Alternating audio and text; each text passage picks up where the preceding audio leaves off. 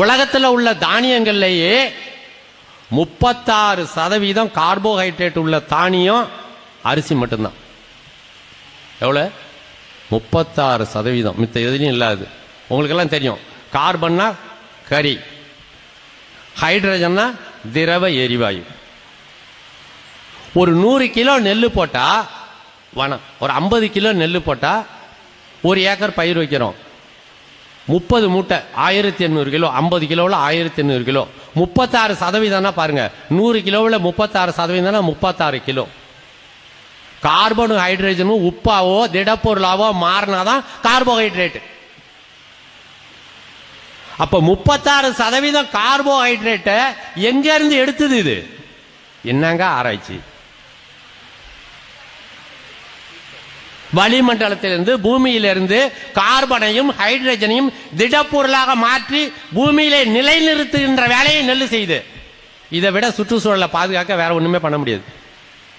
நீங்க எத்தனை லட்சம் ஏக்கர் மரம் வச்சாலும் காடு வச்சாலும் அது செய்ய முடியாத வேலையை தமிழ்நாட்டு நெல் வயல்கள் கார்பனையும் ஹைட்ரஜனையும் திடப்பொருளாக மாற்றி பூமியில நிறுத்தி வளிமண்டலத்தை தூய்மை செய்கிறது. என்ன அறிவியல்? அறிவியல்னா எங்க படிக்கிறது? எப்படி படிக்கிறது அறிவியல்? 1 லட்சம் டன் இன்னைக்கு நம்ம அரிசியை உற்பத்தி பண்ணிட்டோம். 90 நாள்ல குருவை பயிரிட்டுன்னு சொன்னா 36,000 டன் ஹைட்ரஜன் கார்பனையும் திடப்பொருளை மாத்தி பூமியில வச்சுட்டோம்னு அர்த்தம்.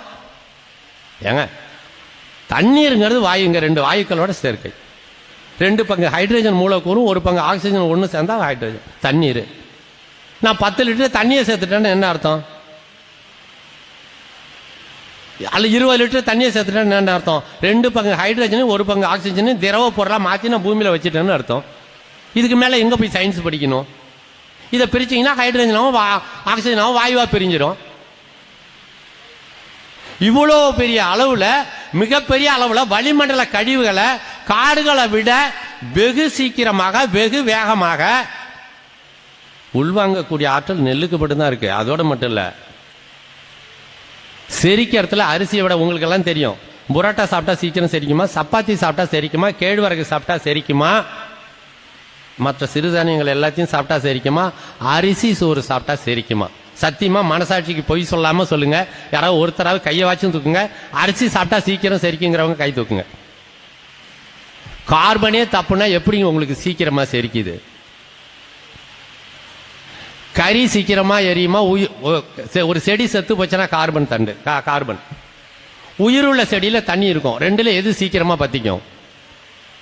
கறி சீக்கிரமா பத்திக்கும். வயிற்றுல வெளியாகிறது எரிவாயு. சுலபமா பத்திக்கக்கூடிய இடத்துல அரிசி சோறு இருக்கு. சாப்பிட்ட உடனே நிறைவும் கிடைக்கும், செரிக்கவும் செய்யும். இன்னும் ஒரு 2 நிமிஷம் பேசலாமா? அப்ப இந்த நெல் கண்டுபிடிச்சது மழையை உற்பத்தி பண்றதுக்கு, வளிமண்டலத்தை தூய்மைப்படுத்துறதுக்கு. எல்லா உயிர்களும் வாழணும், மழை பெய்யணும்.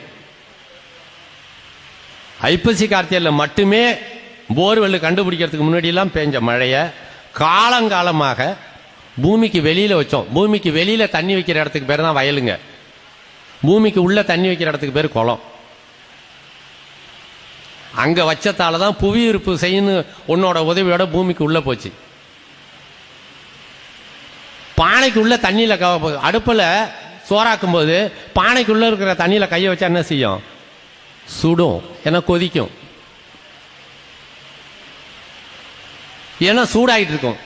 அந்த தண்ணி என்ன செய்யும்? ஆவியாகி மேலே போயிடும். வெறும் அரிசியை வச்சு அரிச்சா காந்தி போகும். இதை பல தடவை பேசிட்டோம். தண்ணி மட்டும்தான் சூட்டை தாங்க முடியாம உடனே ஆவியாகி மேலே போகும். சூட்டை விட்டுட்டு திருப்பி குளிர்ந்த மழை நீரா பூமிக்கு வரும். நீராவி மேகக்கூட்டம் மழை. வெப்பத்தை கடத்துறதுக்காகவே பூமியில இருந்து வரப்பை உயர்த்தி தண்ணியை நிறுத்தணும். பூமி ஒரு வெப்ப கோள், குளிர்ச்சி அடைஞ்ச கோள் இல்ல. 3 பங்கு தண்ணி இருந்தாலும் இன்னைக்கும் பூமி கொதிக்குது. காரணம் என்ன தெரியுமா? பூமியில இருந்து தண்ணியை பூரா எடுத்தது. ஏன்னே தெரியாம இன்னும் விஞ்ஞானம் தடுமாறிட்டு கிடக்கு. பூமியிலிருந்து 50-60 ஆண்டுகளா கோடான கோடி டன்னு தண்ணிய, கோடான கோடி டன்னு தண்ணி எடுத்துட்டோம். 1 டன்னு கூட சேர்க்கறது எப்படின்னு தெரியல. ஒரே ஒரு வழி வரப்ப உயர்த்தினா மட்டும்தான். பூமிக்கு வெளியிருக்கிற நீர் தூசிகளை கூட பூமி இழுத்துக்கிட்டே இருக்கும். கண்ணுக்கு தெரியாத தூசியை கூட இழுக்கும். ஏன்னா புவியீர்ப்பு விசை.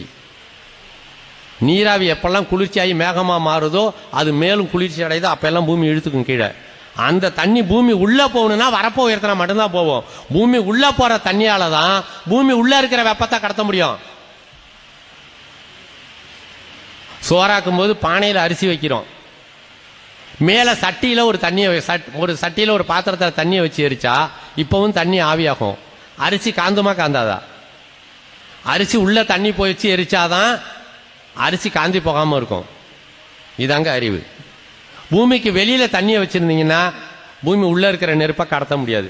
பூமி உள்ள தண்ணி இரண்டரை கலந்தாதான் வேறு பத்திரமா இருக்கும், செடி கொடி பத்திரமா இருக்கும், உயிர்கள் இருக்கும். பூமிக்கு கீழே ஒரு பெரிய உலகம் இருக்கு. புழு பூச்சிகள் இருந்து எல்லாம் இருக்கு.